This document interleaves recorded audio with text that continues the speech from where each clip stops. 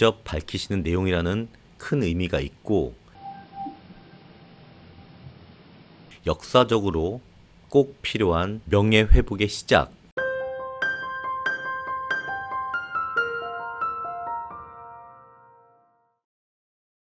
안녕하십니까. 밝은의 광장의 김유종입니다. 오랜만에 영상을 찍습니다. 여러가지 개인적인 일들이 많아서 영상을 자주 제작하지 못함을 양해 바라며, 그래도 이 밝은의 광장이 박근혜 대통령에 대해 다루는 유튜브인 만큼 구독자, 시청자 여러분들께서 많이 사랑해 주시기를 부탁드리겠습니다. 그동안 박근혜 대통령께서 여러가지 행보를 하셨습니다. 밝은의 광장에서도 다루었는데, 약 한 달 전 김기현 대표를 비롯해서 국민의힘 당의 지도부를 만나셨고, 추석을 맞아 달성 현풍시장을 방문하시는 등 그동안 덜 회복된 건강으로 인해 못하셨던 여러가지 행보를 하셨습니다. 정치적인 것을 떠나서 참으로 다행이라고 생각이 듭니다.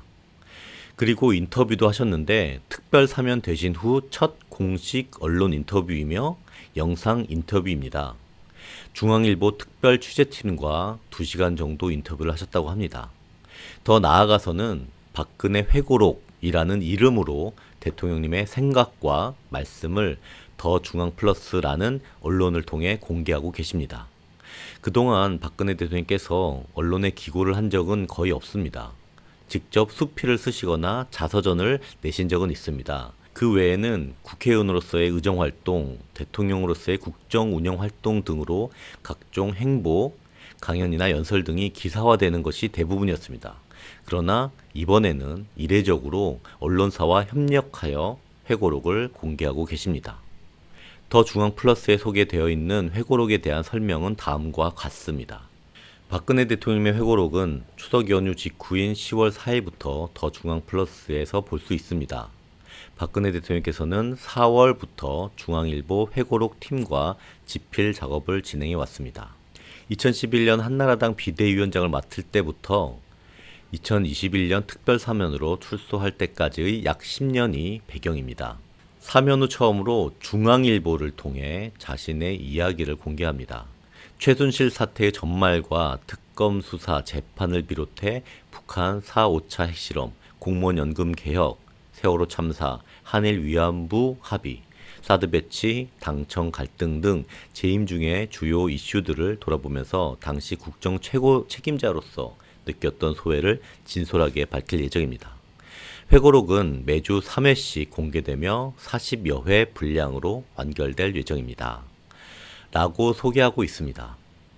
총 40여 회 분량이니까 약 13, 14주 정도 걸쳐서 공개가 되는 것 같습니다.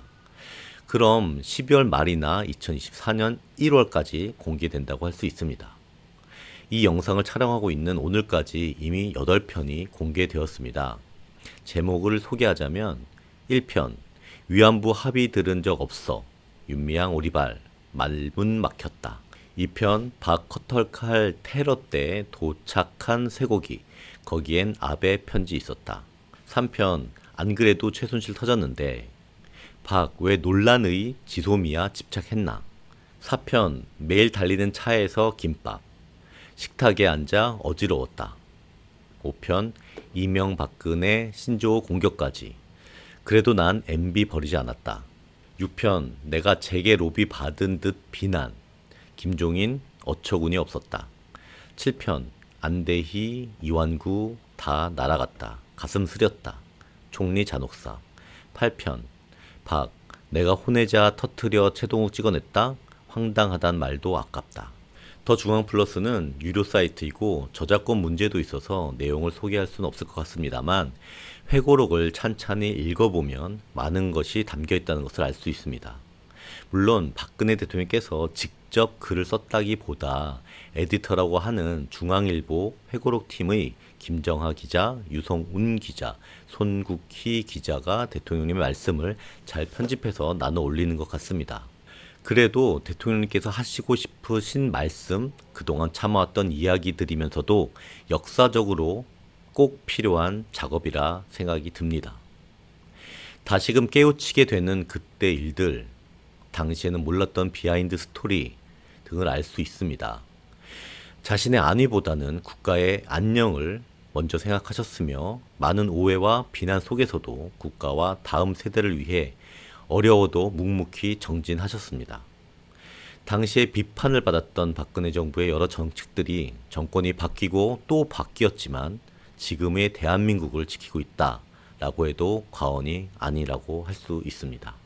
혹자는 왜 중앙일보 계열인 더 중앙플러스에 공개하느냐, 그것도 굳이 유료 사이트에 공개를 하느냐. 그래서 이렇게 중요한 내용들이 많은 사람들에게 읽혀지지 않는다, 생각만큼 반향이 크지 않다 등 비판적인 의견과 함께 안타까운 마음으로 우려하는 시선도 있는 것 같습니다. 저도 정확한 이유를 알 수 없습니다. 그러나 분명한 것은 박근혜 대통령께서 직접 밝히시는 내용이라는 큰 의미가 있고 이 내용이 역사가 될 것이라는 것입니다. 그동안 오해, 오보, 호도, 가짜뉴스로 인해 무너졌던 박근혜 대통령님의 업적과 박근혜 정부의 성과를 다시 세우는 기반이 될 것이라고 생각합니다. 명예회복의 시작이라고 감히 말씀드릴 수 있겠습니다. 끝으로 회고록에 있는 몇 문장으로 박근혜 대통령의 뜻을 가름할 수 있을 것 같아 소개하고자 합니다. 10월 6일에 공개된 회고록 세 번째 편 중에 있는 글을 소개하면서 이번 영상을 마치겠습니다. 이럴 때일수록 내가 책임지고 처리해야겠다는 결심이 굳어졌다. 오히려 지금 정치적 유불리를 의식해 이것을 해놓지 않는다면 나중에 굉장히 후회할 것 같았다. 대통령이 되지 않으면 할 수 없는 문제들이 있어서 대통령이 된 것인데 대통령이 유불리를 따지기 시작하면 아무것도 할 수 없다. 또 아무리 생각해봐도 내 이후엔 누구도 이것을 해낼 수 있을 것 같지 않았다.